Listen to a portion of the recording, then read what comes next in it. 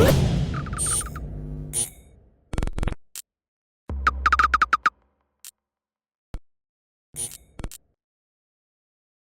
is Andi Purewal for Boxing Social in association with Betfred, and I'm joined by Carl Greaves over Zoom. Carl, how are you?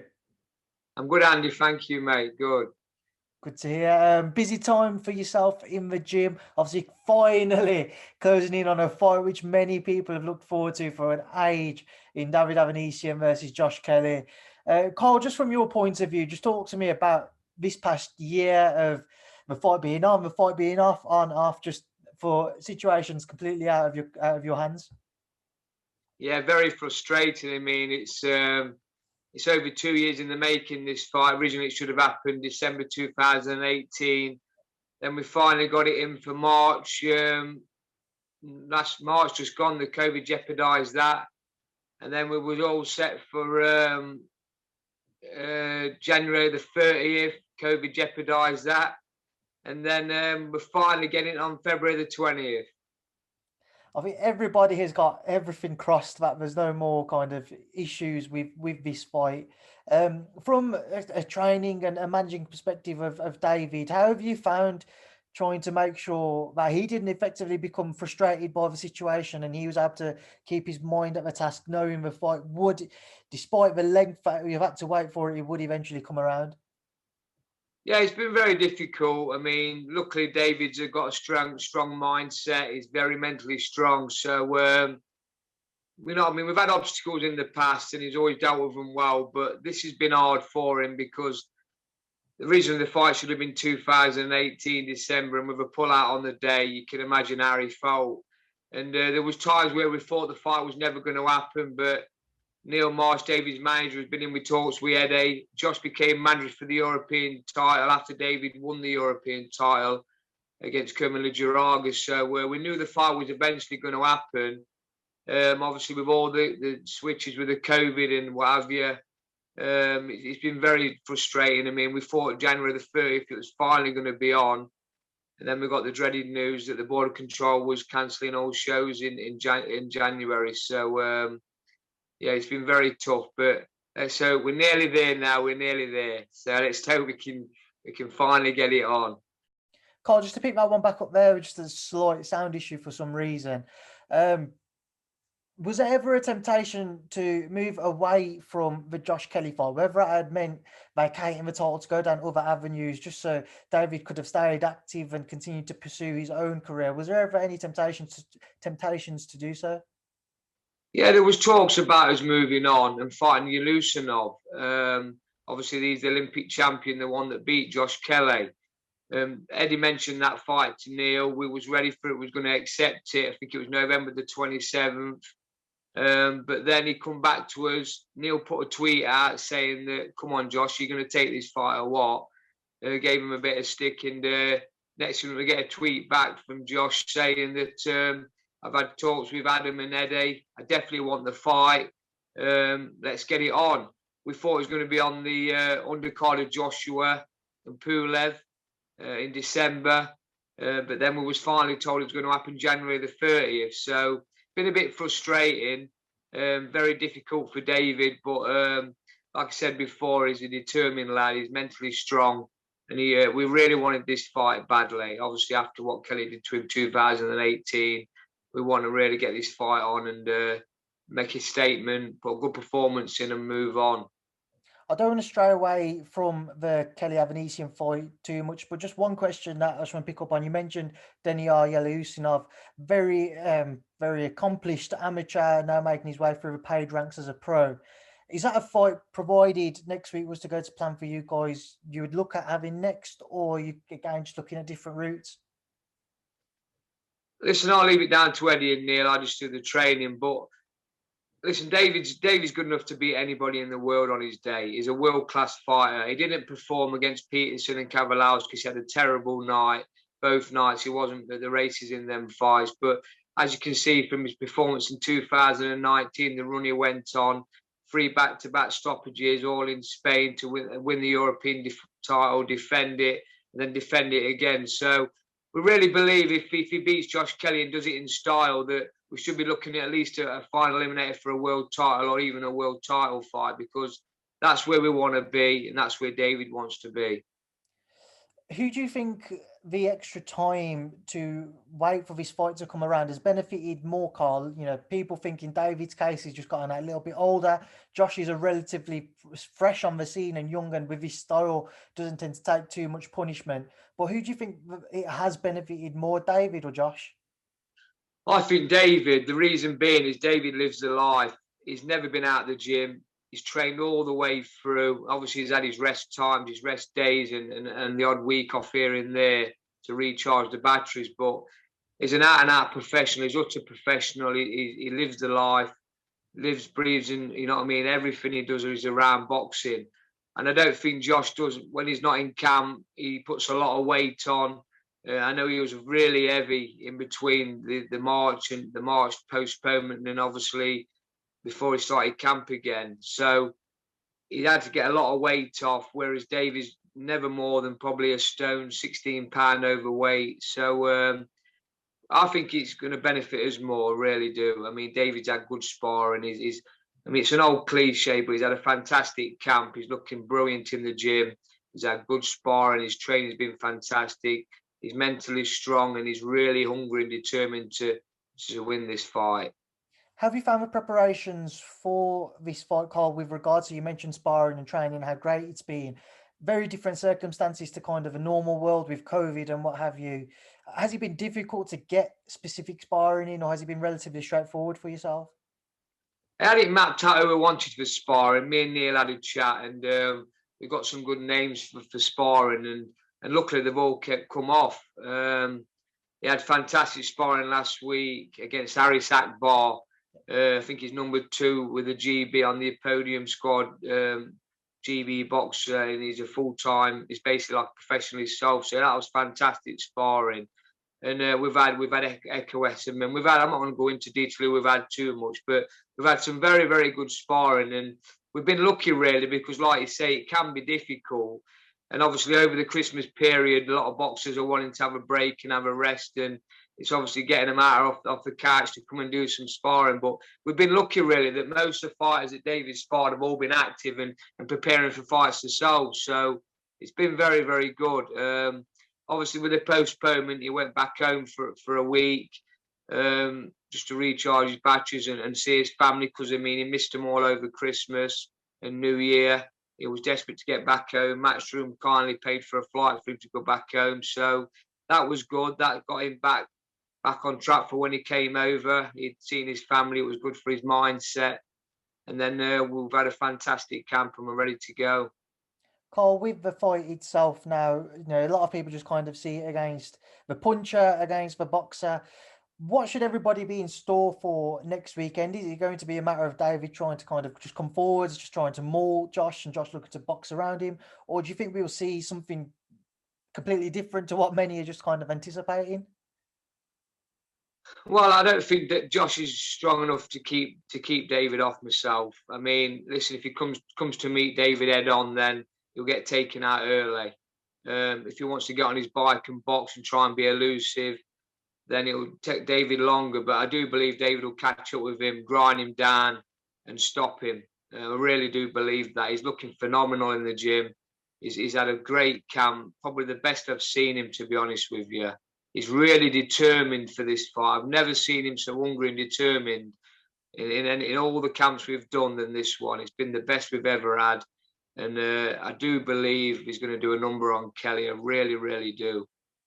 Just moving away from David, just want to touch on a couple of the fighters whilst I've got you, Carl. One being Spelman. I speak to Dec regularly. He said one person he'd love to have an Anthony Yard rematch if it was possible, depending on what happens between Yard and Arthur, of course. Is that a fight you think could be possible, or Dec's kind of saying that more in hope, but he certainly would love it if it could be made? I think he's saying it more in hope. I can't see them giving Dec a rematch. They've got nothing to gain from it, to be honest. But it was very, very down about the stoppage. I mean, at the time, I didn't really look at it. I looked at it and I thought I just accepted it, to be honest.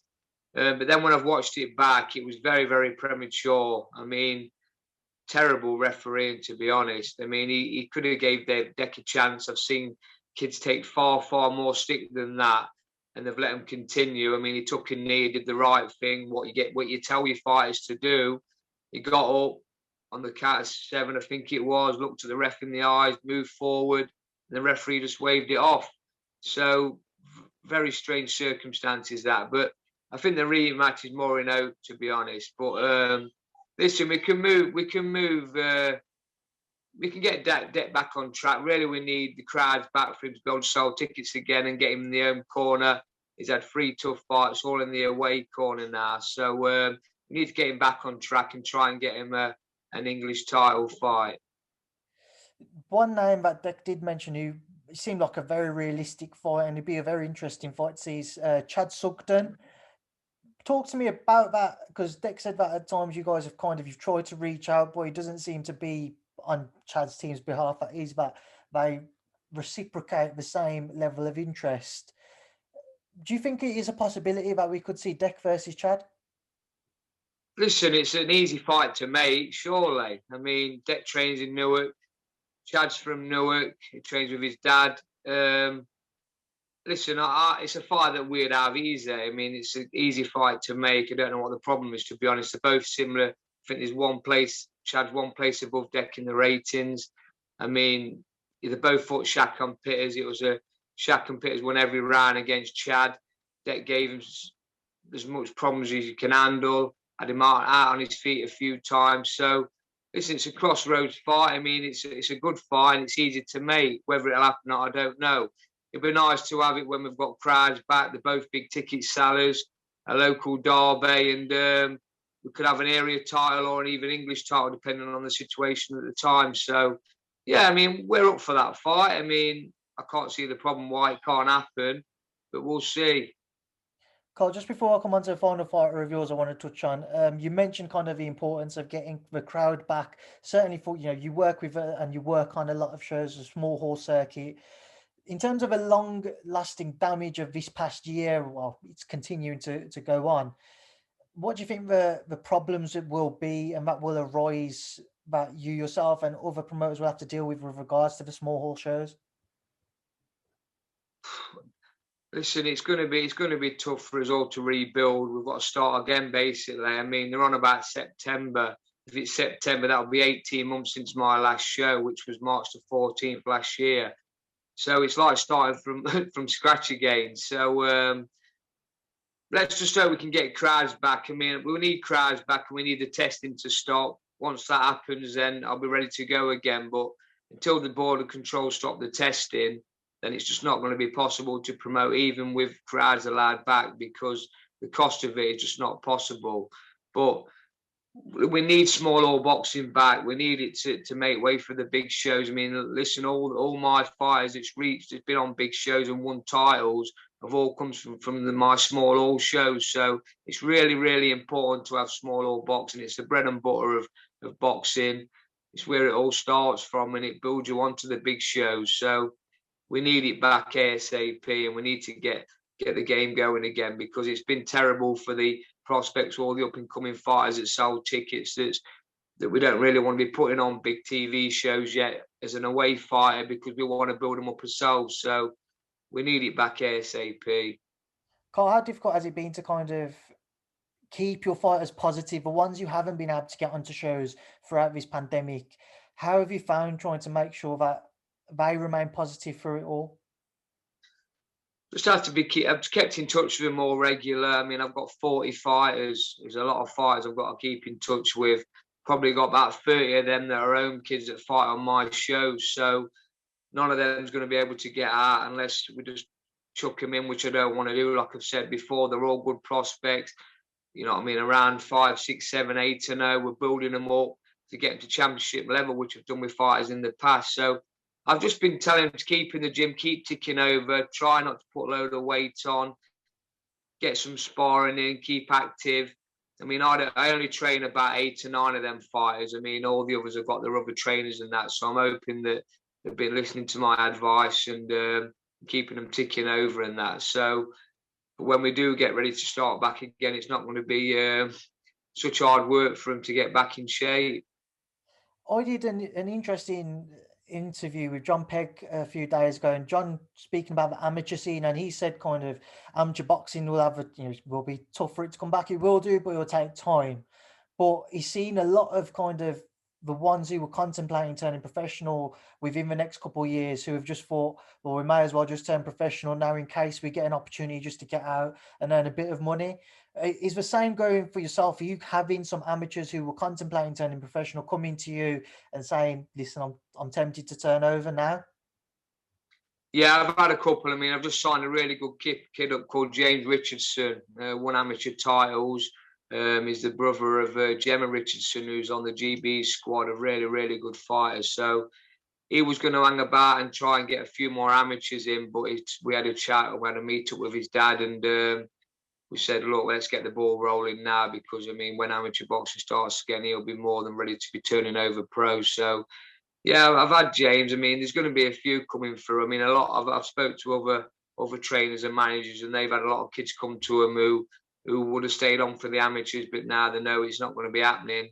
They're going to turn over pro quicker than they wanted to. So that's what's happening now, because it's been terrible for amateur boxing. I mean, they've not even really been allowed to train, even when there wasn't in full lockdown. There wasn't doing any pads or any contact, so it's been tough for them to keep all them lads interested. So it's really sad times, and it's been hard for not just boxing, everything that's happening in the world. Carl, just moving away from that final man locks, I want to touch on is Sam Bowen. We haven't obviously seen much of Sam since his defeat to Anthony Kakache back in 2019, I believe it was. Yeah. What is the plan for Sam, or what was the plan for Sam pre-COVID? Yeah, well, he had time out after the Kakache defeat. Obviously, he's moving up to lightweight. I put a few messages out, sent a few messages out to the managers and obviously Frank Warren. They knew that he was going to move up to lightweight. Unfortunately, he's promoted by Queensbury and Frank Warren. Since he's been beat, he's had no interest from them, which is not very nice, to be honest. I'm a bit down about it. Sam's a bit down about it as well. They've not been in touch with him to see what he's up to. So listen, we're willing to take a fight anybody at lightweight. I mean, Sam just wants to get a decent fight in, really. I mean, I think he'll be an handful at lightweight. Sam's one of these fighters that don't walk around heavy, but he's got low body fat. And obviously getting weight off Sam's tougher than it is a lot of kids, because once you start boiling Sam down, you start eating into his muscles and that, and it just wasn't working for him, and he lost a lot of strength and energy, and it finally caught up with him in the Kakache fight. Even though it was a close fight, a split decision, we feel it's the right time now to move up to lightweight and hopefully make his mark in that division. I mean, you just got to look at what Maxi Hughes has done, who Sam beat for the British title. Since he's moved up, he's had some good performances. And that's what's going to happen with Sam when he gets the chance. Sam, up until Kakache, which was a tough loss to take, he's always impressed. There was a lot of excitement building around him, especially when he picked up that British title. His name was mentioned even more so. Moving up to lightweight now, Carl, what do you think Sam can go on to achieve? What's kind of his ultimate, not necessarily even ultimate ambition, but what's his ambitions for the coming years? Well, listen, he's just willing to take anybody on, anybody who gets offered. It's the right fight, the right money, not the stupid offers. He's willing to take him. I mean, I think he's more than capable of beating anybody in the country, definitely in Britain, and obviously move on then to the European scene. But yeah, I mean, we're just willing to take anybody then. The right offer, the right fight, the right money, not stupid offers, and we'll have a sit down and chat with him, and luckily, hopefully he'll take it. Right, Carl, we will leave that there now, and I'll leave you to enjoy the rest of your day. I appreciate your time. First time we've spoken, and I'll make sure it isn't the last. Best of luck with next week. Hopefully everything goes to plan, fingers crossed. And I'll speak to you again soon. Thank you, Speed. Nice one, Andy. Thank you, mate. Cheers.